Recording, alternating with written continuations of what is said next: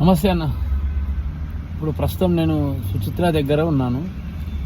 బొల్లారం నుంచి లాగిన్ తీసుకొని వెళ్ళాలి కంపెనీకి. ఐటీ ఎంప్లాయీస్ ఉంటారు. అయితే నిన్న నేను స్టార్టింగ్ ఒక వీడియో పెట్టాను కదా. నేనేమంటున్నానంటే, మీరు కంపెనీలో పెట్టుకోవాలనుకున్నప్పుడు మీ వెహికల్ ఏదైతే ఉందో, కారు కానీ 6 సీటర్ కానీ 7 సీటర్ కానీ 5 సీటర్ కానీ, ఫస్ట్ దాని డాక్యుమెంట్స్ అన్నీ కరెక్ట్గా చూసుకోవాలి. మళ్ళీ మీకు పర్సనల్గా డ్రైవర్కు లైసెన్స్ ఉండాలి, పోలీస్ వెరిఫికేషన్ ఉండాలి. ఇంకా పోలీస్ వెరిఫికేషను, డ్రైవింగ్ లైసెన్స్, మళ్ళీ ఏదైతే మీకు బండి ఎల్లో ట్యాక్సీ ప్లేట్ కదా, ఆ ట్యాక్సీ ప్లేట్ అయితే ఖచ్చితంగా కంపల్సరీగా ఆర్సీ పేపర్సు, పొల్యూషను, మళ్ళీ ఇన్సూరెన్సు, మళ్ళీ 2020 పైన అబోవ్ వెహికల్స్ తీసుకుంటున్నారు కాబట్టి 2020 నుంచి కొన్ని కంపెనీలు 20 పైన తీసుకుంటున్నారు. ఓల్డ్ బండి తీసుకుంటారు, ఎందుకంటే చాలా వెహికల్స్ అయిపోయినాయి కాబట్టి. అందుకే మీరు ఏమంటున్నామంటే, తీసుకునే దానికి మీరు అక్కడ సబ్మిట్ చేయాల్సింది ఇండక్షన్ చేసేటప్పుడు వెహికల్కి అన్నీ కరెక్ట్గా చూసుకోవాలి. ఆర్సీ ఖచ్చితంగా, ఆర్సీ, మీది ఫిట్నెస్, మళ్ళీ ఇప్పుడు రోడ్ ట్యాక్స్ అయితే మీకు ఉండదు. ఎందుకంటే ఎవరికి ఉంటుందంటే, ఓన్లీ ఇన్నోవా, జైలో 7+1 సీటర్స్కి మాత్రమే మీకు ఖచ్చితంగా 3 monthsకి ఒకసారి ట్యాక్స్ ఉంటుంది.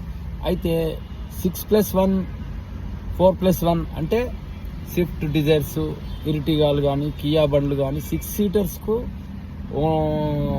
మీరు చిన్న వ్యాగనార్ కానీ, స్విఫ్ట్ కానీ, ఈ 4+1కు వీటికి మాత్రం ట్యాక్స్ ఉండదు. ఓన్లీ ఫిట్నెస్ ఉంటుంది 2 yearsకి ఒకసారి.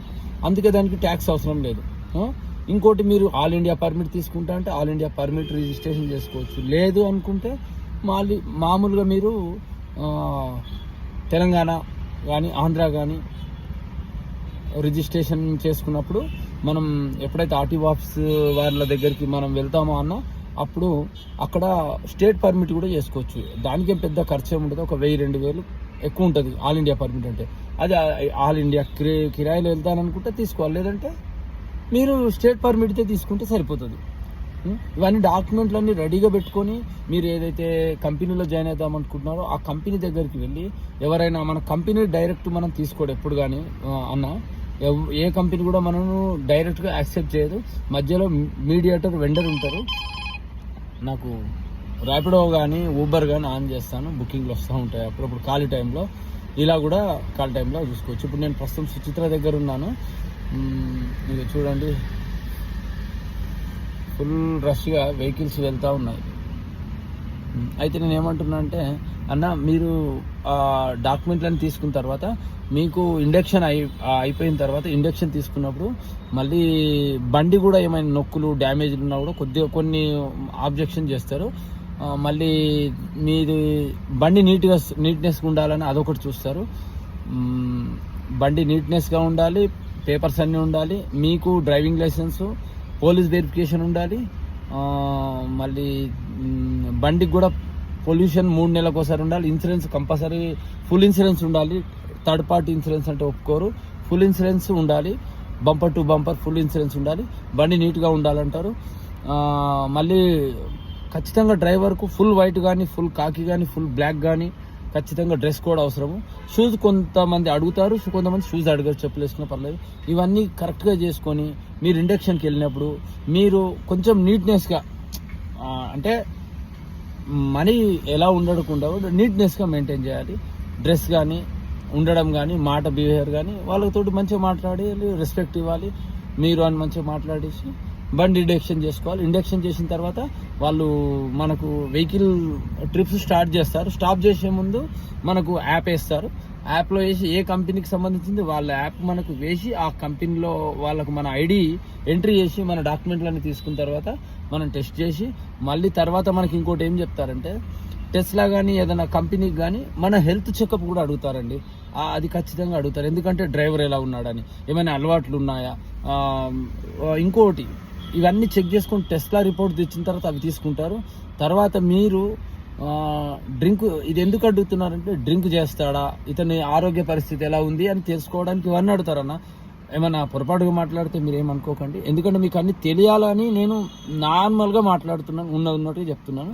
ఎందుకంటే ఇవన్నీ నేను ఫేస్ చేసిన, ఇవన్నీ ప్రాబ్లమ్స్ నేను చూసినాను, నన్ను అన్నీ చూసుకుంటూ వస్తున్నాను.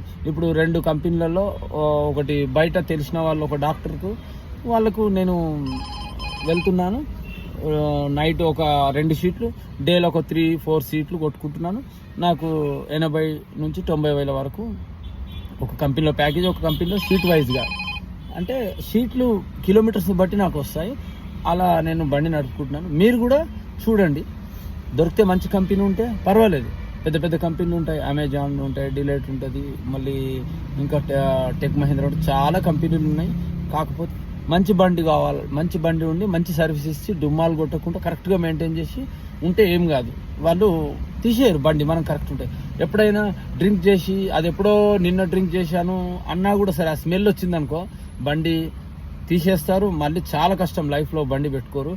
డ్రంక్ అండ్ డ్రైవ్ ఎవ్వరు కూడా సపోర్ట్ చేయరు. అది అంతా జాగ్రత్త ఉండాలి, కేవలం అది ఖచ్చితంగా చాలా జాగ్రత్తగా ఉండాలి. డ్రంక్ అండ్ అలాంటి ఏమైనా సండే వీకెండ్లో తాగినా కూడా సోమవారం నాడు ఆఫీస్కి వచ్చినప్పుడు చెక్ చేసినప్పుడు కూడా కొద్దిగా కూడా వచ్చినా కూడా బండి మొత్తం తీసేస్తారు. మళ్ళీ పెట్టుకునే ఛాయిస్ చాలా కష్టం.